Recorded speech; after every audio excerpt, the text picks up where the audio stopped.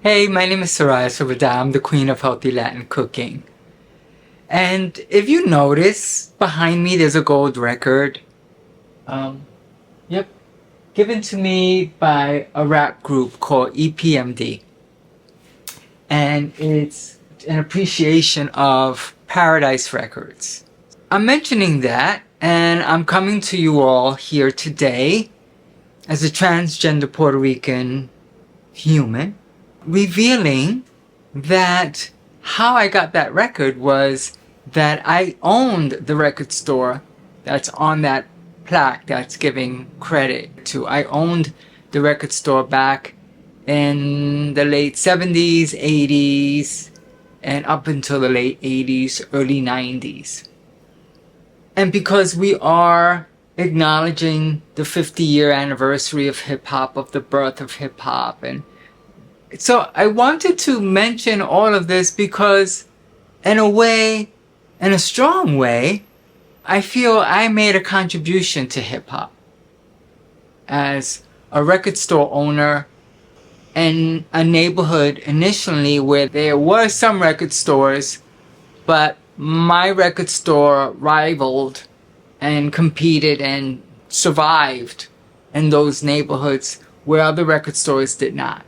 That was back in 1979, where I had a record store in Wyandanch called Paradise Records. I was a DJ before owning the record store under the name DJ Paradise. So I was identifying male at the time, a very suppressed, sexually suppressed male, definitely drinking, definitely overeating in my early DJ days. I had my first record store in Wyandanch in 1979. Rapper's Delight was the first 12-inch single that I sold, that sold in quantity and numbers. I opened it August 28th, 1979.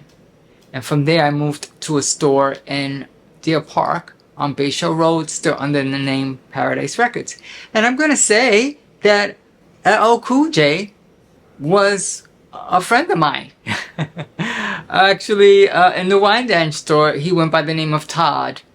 And the Wyandanch store was right borderline of North Babylon, and some young men that worked with me lived right next door to Todd. One day, Todd comes to me in the record store, and he was like, how would he get his music, his rap, to labels? I stated to him, check the R&B, the hip-hop section of the wall, and write down the names and numbers and the contact information from the labels of the music you think your rap would do well. Like the record companies that you feel your music would match, would be a good match. Take their numbers and information down because they were on the records. There would be the contact number or sometimes even the address of the label. That was before internet, before you can look anything up like that. I guess he did, because Todd turned into LL Cool J. Which is a remarkable story. Totally. So, I'll backtrack a little bit again. In the Deer Park store, no, it was the Wyandanch store. Eric B. and Rakim, the one that rapped, were coming to the store more to purchase. And so, I knew them. I met LL before he was LL. The Deer Park store, there wasn't a big amount of rappers yet. But it was when I got to I went to another Wyandanch location, and that's when I ran into LL Cool J again. He came to the store actually. He was LL, and he had asked me one day if I wanted to like hang out with him and whatever. I couldn't close the store and go with him for a ride. He came in a really nice car and everything. He was always really nice to me. I like to think that my advice maybe helped him get there to that level. Like, he was a friend.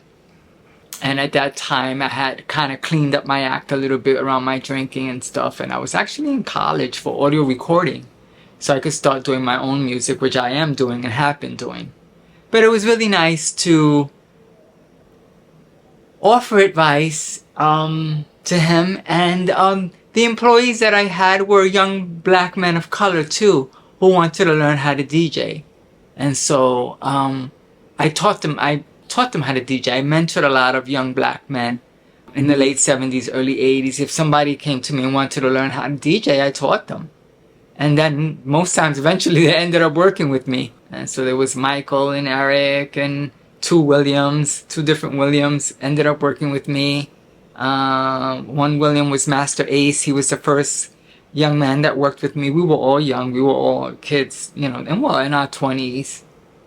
Paradise record in Long Island did really well. It ended up being a Billboard reporting store as well. My store was chosen out of a few record stores that were owned by white people. And I, as a Puerto Rican queer, got the chance to be a Billboard reporting store. The store in Central Islip, at that time, EPMD had asked to borrow the song by Shamice on Emergency Records, She Can't Have You. So they needed that record to sample it for one of their songs. So they came to me and asked me if I had that record. And I lent it to them, and they gave it back to me after they were finished with it. And that's how I got the gold plaque, because that song is on that album. EPMD, I think it's an Unfinished Business on Def Jam. Hey, I'm Suraj Rabada. I just needed to interject some things in this episode. Upon further inspection, the release is business as usual, EPMD, and I don't know if you can see their Paradise Records. That's the title of the LP they did. And when they handed me the plaque, I was really happy about that. I was so honored, like I said. Under more inspection of that album release, Shamice was not used, as far as I know, on that album. I listened to all the tracks, and I could not detect Shamice being used. So I'm going to retract that. Parrish, who was the one that I was in contact with more when I had the record store, Parrish did ask if I had Shamice, She Can't Love You. I lent it to him. I got it back. A little bit later, I got the plaque. So whatever the case, whatever they did, maybe they didn't end up sampling the record. Maybe it didn't make the project. Who knows? But I just want to be accurate with this information that I'm providing. And what else did I want to add? Nothing else, actually. Let me think. No, nothing else. Yeah. So, yeah. All right. Back to the episode. So, I like to think all these little things that happened. The LL Cool J advice that I gave. The lending of Shamice's She Can't Love You so they could be sampled. Because I had every record in the world, you can say, in my collection. I was a big, big music collector. So EPMD was really cool. One day they came with that plaque in plastic and handed it to me. I was so honored, And in those days, rappers really didn't care too much about you being gay. Now, I don't know now. It's so crazy, but then, rap did get a bit homophobic, with the Bougie Bonton and some other, rappers getting, really, really yucky about gay people. There was a time in hip-hop that it wasn't like that, and they were really, really cool. I'll say from experience, like the Eric B. and Rakim, the LL Cool J, the EPMD was really cool. Later, though, about the time that the Bougie Bonton record came out, now my store was in Central Islip. Redman and Bismarcky would come by the Central Islip store. And by that time, it was 89, 90, 91. And my younger brother was now working with me. I was going to college and working part-time in the store. And the store was just it was just getting a really bad vibe in CI. It didn't work well in Central Islip. I mean, there were times in the store that I think it was more Redman, Bismarcky would be live rapping in the record store. I could have taped that. And back in those days, you didn't take pictures of things like that, But now, ooh. And speaking of rappers, I remember one time, it was 96, 97, that I ran into Biggie Smalls, and the East Village. In passing. I was like, oh shit, it's Biggie Smalls. So I'm glad I got to see that. Glad I got to see him, legendary rapper.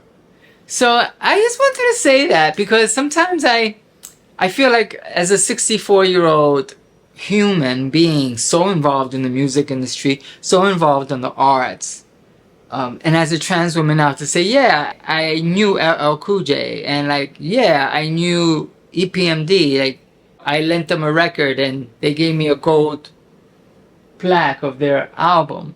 You know, that's quite an accomplishment. And I think people like me, as trans people, queer people, we get lost in stories and how in those days a gay record store owner and rappers could get along really well, and they could see my value and I saw theirs, and we were friends. You know, there was no bad vibes or anything.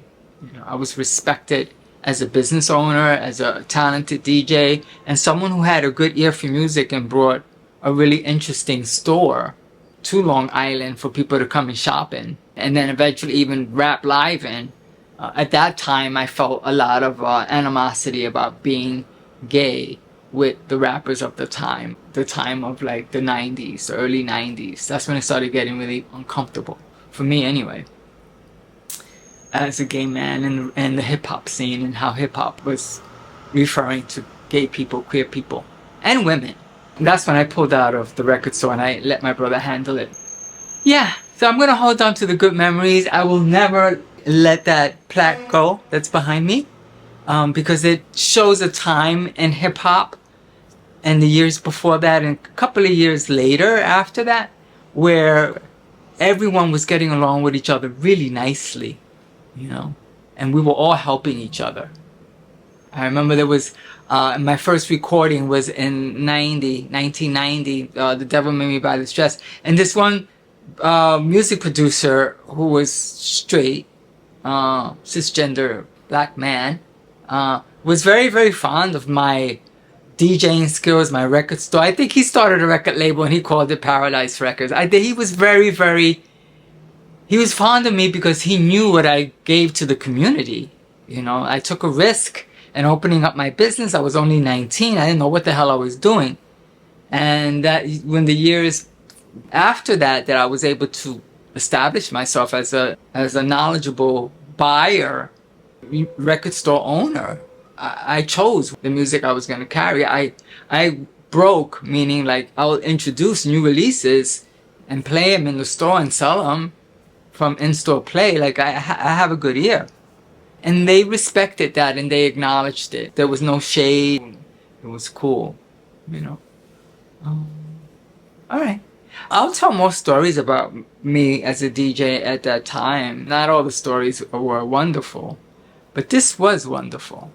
This is maybe should be the only story I should tell, because this is the most beautiful out of all of them. And I hope that this world, that we can come together again and really accept everybody for who they are without all this hate.